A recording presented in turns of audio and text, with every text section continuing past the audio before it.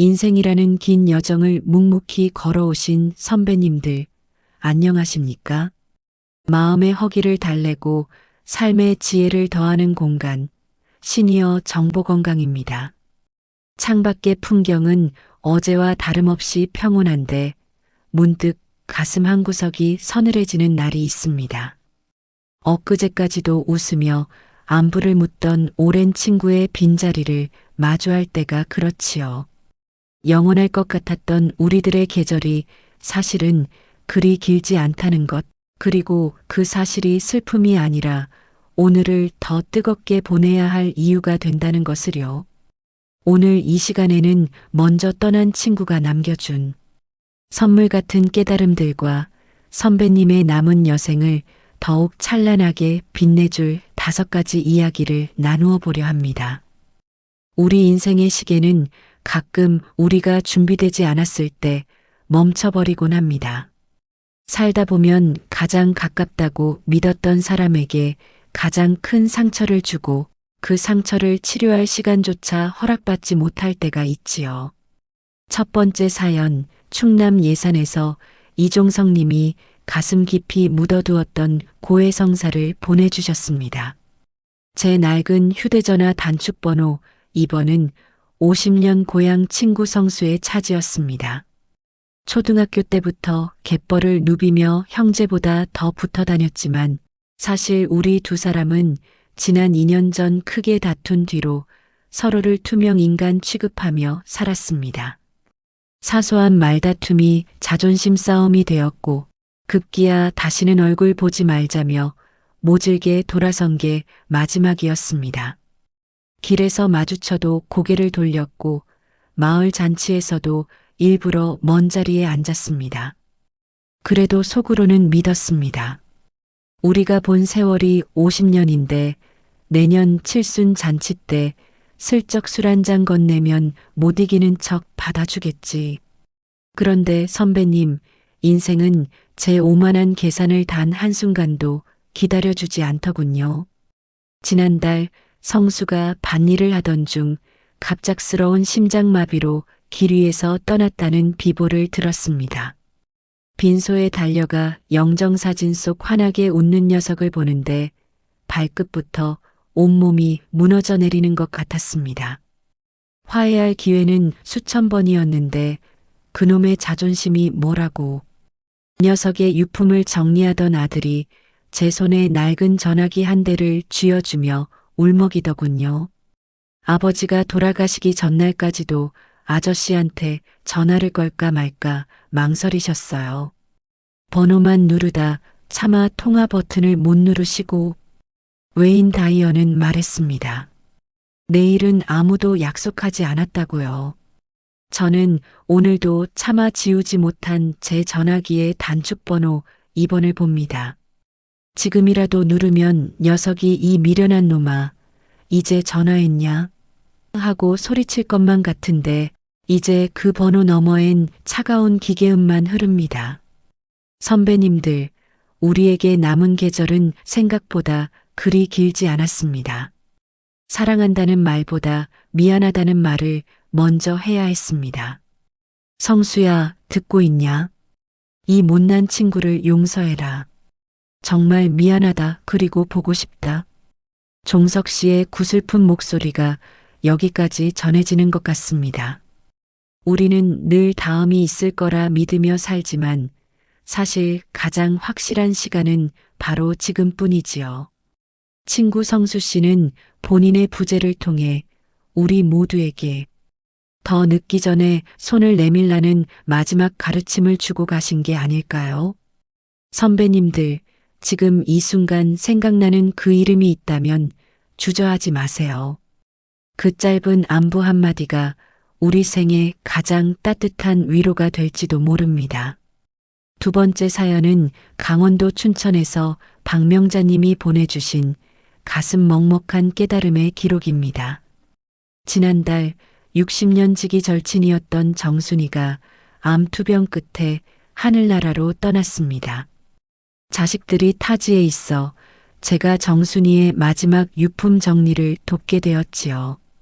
평생을 남편 뒷바라지에 자식들 공부시키느라 정작 본인 몸 하나 돌보지 않던 지독한 짠순이였습니다. 먼지 쌓인 장롱 깊숙한 곳에서 정순이의 비밀 보따리를 발견했습니다. 그 안에는 제가 생일 선물로 사줬던 실크 스카프부터 딸이 첫 월급으로 사왔다며 자랑만 하던 고급 외출복까지 택도 떼지 않은 새 물건들이 가득하더군요. 정순이는 늘 그랬습니다. 명자야, 이거 나중에 우리 애들 결혼할 때 입을 거야.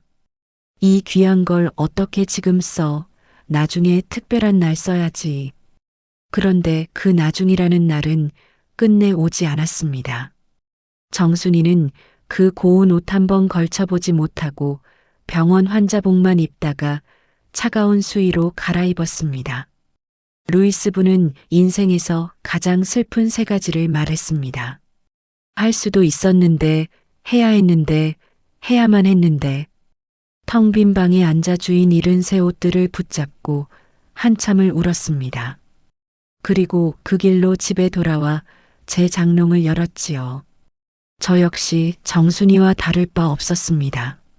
아끼느라 내놓지 못한 그릇들, 아까워서 못 입은 옷들이 수두룩하더군요. 그날 저녁 저는 혼자였지만 장롱에서 가장 좋은 옷을 꺼내 입었습니다. 그리고 아끼던 비싼 그릇에 갓 지은 밥과 찬을 정성껏 차렸습니다. 그리고 깨달았습니다. 오늘 내가 살아있는 이 순간이 바로 그토록 기다리던 특별한 날이라는 것을요. 명자 씨가 차려낸 그 저녁상은 먼저 떠난 정순 씨의 마지막 선물이었겠지요. 우리는 내일이 올 것을 너무나 당연하게 믿고 오늘의 행복을 내일로 저축하며 삽니다. 하지만 선배님들, 인생의 저축은 이자가 붙지 않습니다. 오히려 시간이 흐를수록 누릴 기회만 줄어들 뿐이죠. 루이스 분의 명언처럼 해야 했는데라는 후회로 남은 계절을 채우지 마세요. 오늘 선배님이 가지고 계신 것 중 가장 좋은 것을 꺼내보세요. 가장 예쁜 옷을 입고 가장 맛있는 것을 드세요. 그것이 먼저 떠난 인연들에게 보여줄 수 있는 가장 멋진 예의가 아닐까요? 이어서 세 번째 사연은 서울에서 정태준 님이 보내주신 인생의 격가지를 쳐내며 얻은 평온에 관한 이야기입니다. 우리는 평생 사람 무서운 줄 알고 살았습니다. 남들 보기에 좋은 사람, 발 넓은 사람이 되려고. 정작 내 마음의 정원은 잡초가 무성하도록 내버려 두지는 않으셨나요? 장태준 씨는 평생을 이른바 마당발로 살았습니다.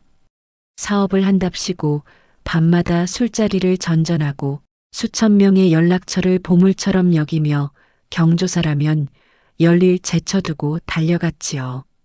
하지만 제 곁에 늘 사람이 붐비는 줄 알았는데 지난 겨울 제 평생의 단짝이었던 민수가 떠나자 모든 것이 달라졌습니다. 민수는 제 화려한 인맥 중에서 가장 조용하고 투박한 친구였습니다.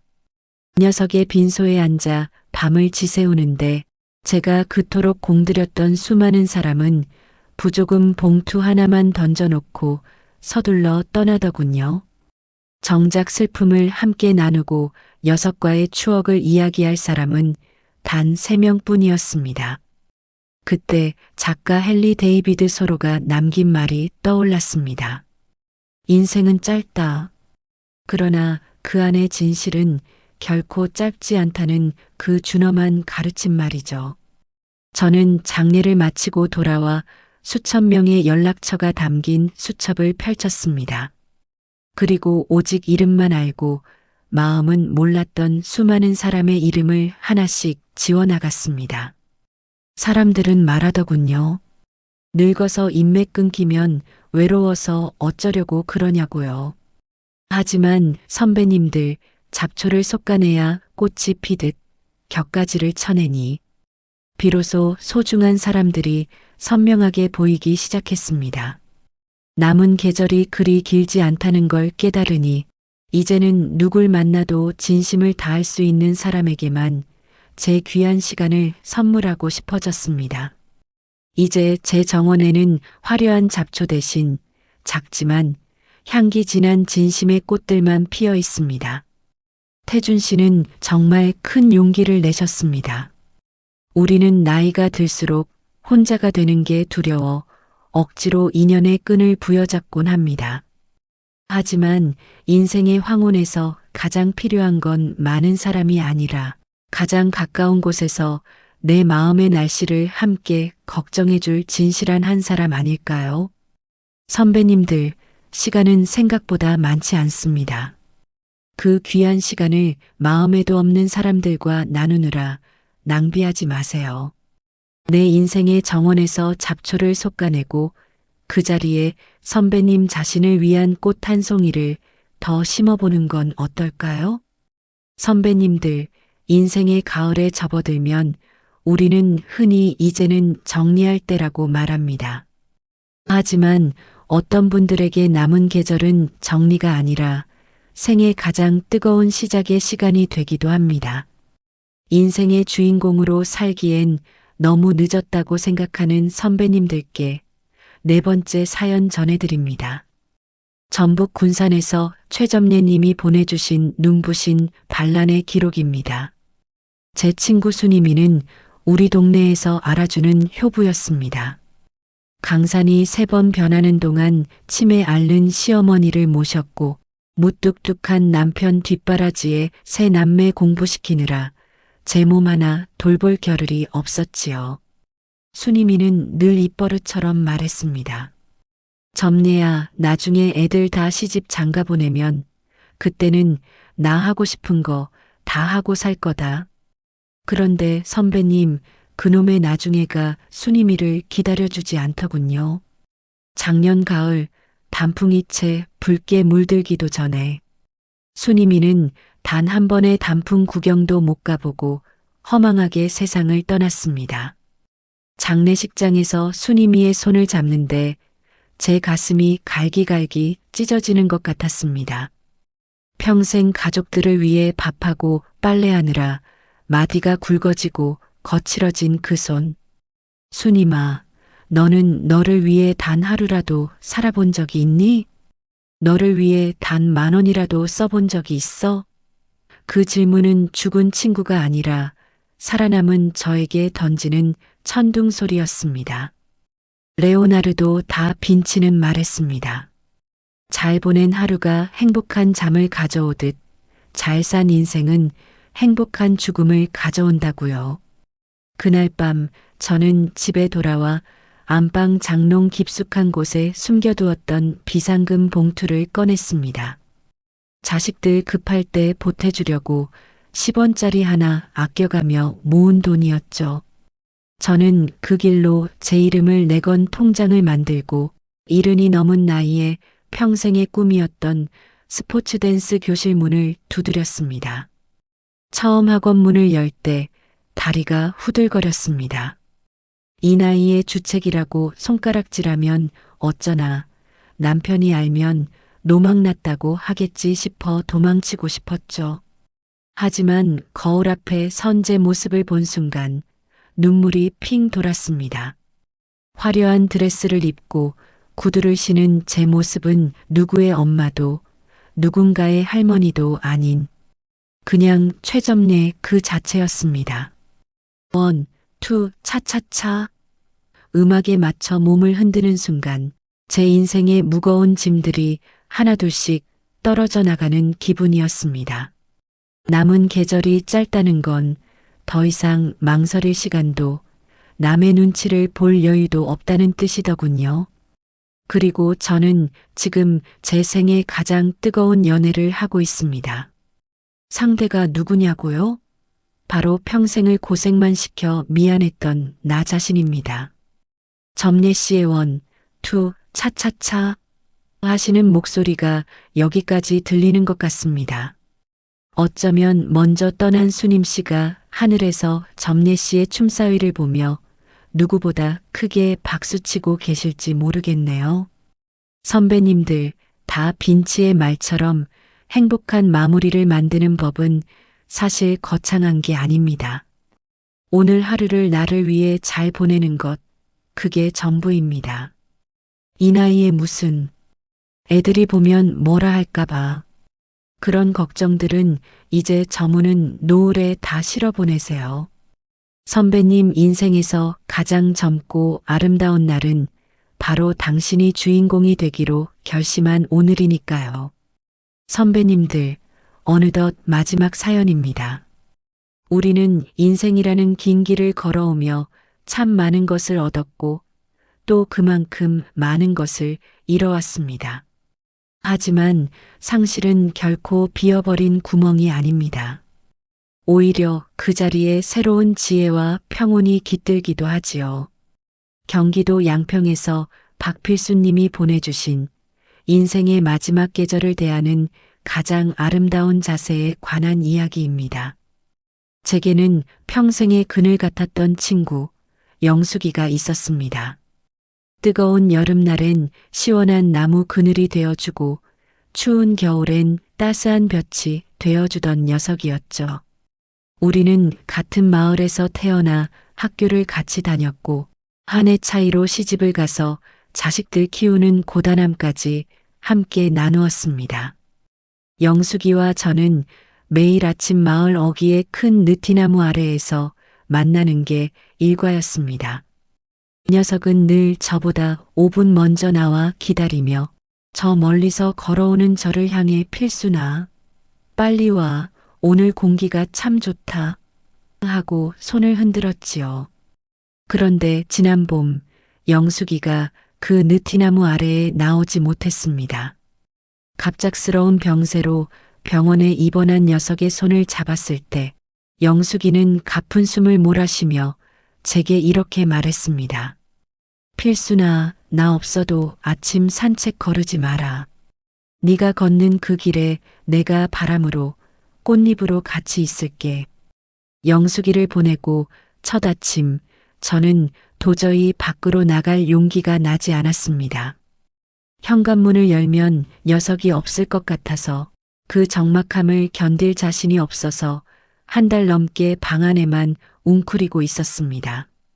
하지만 녀석의 49제가 지나던 날 신기하게도 꿈속에서 영숙이가 나타나 환하게 웃으며 말하더군요.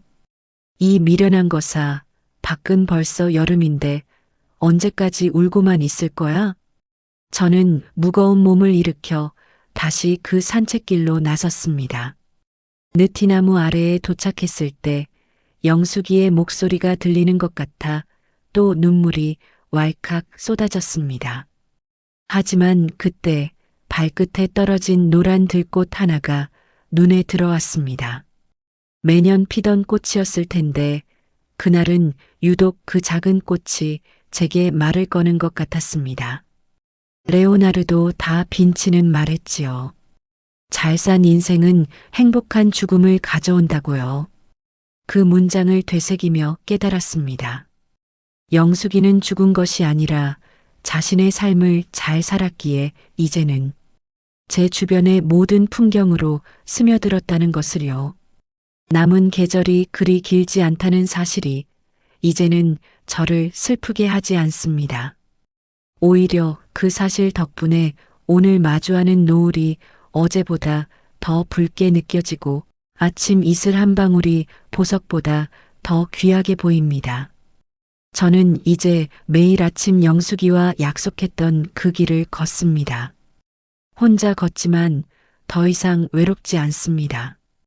발바닥에 닿는 흙의 감촉, 뺨을 스치는 바람의 온도, 그리고 길가에 핀 이름 없는 풀꽃 하나하나가 다 저에게 안부를 묻는 친구 같기 때문입니다.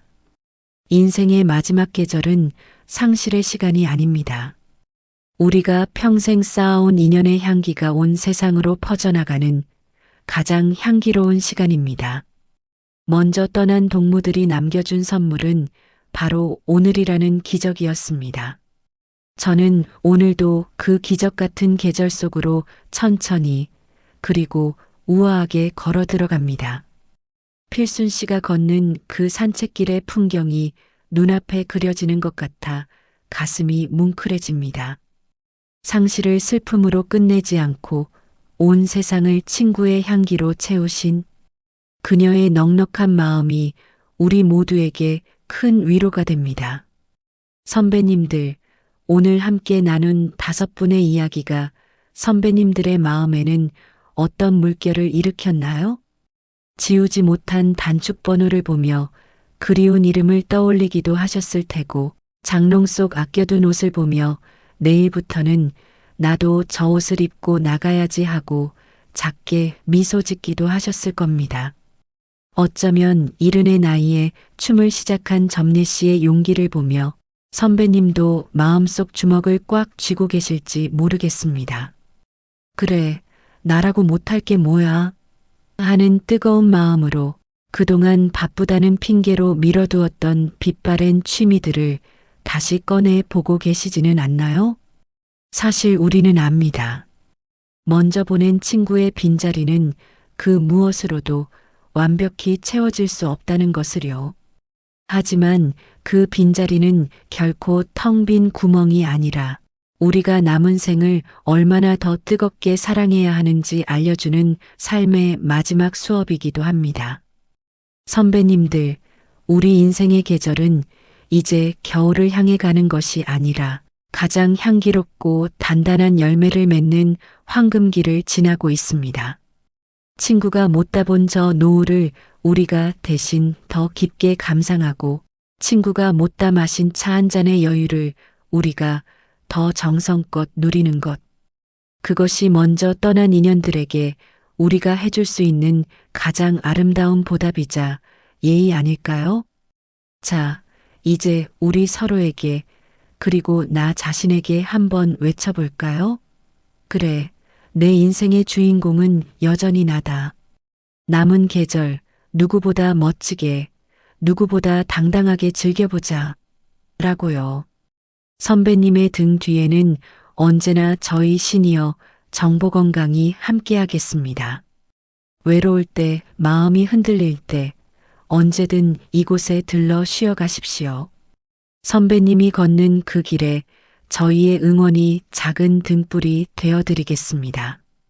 남은 하루 세상에서 가장 예쁜 옷을 꺼내 입고 가장 보고 싶은 사람에게 안부 전화를 거는 그런 눈부신 날 되시길 바랍니다. 선배님은 충분히 그럴 자격이 있으니까요. 선배님들의 건강과 행복을 온 마음 다해 응원합니다. 선배님 화이팅입니다. 지금까지 시니어 정보건강이었습니다. 시청해 주셔서 감사합니다.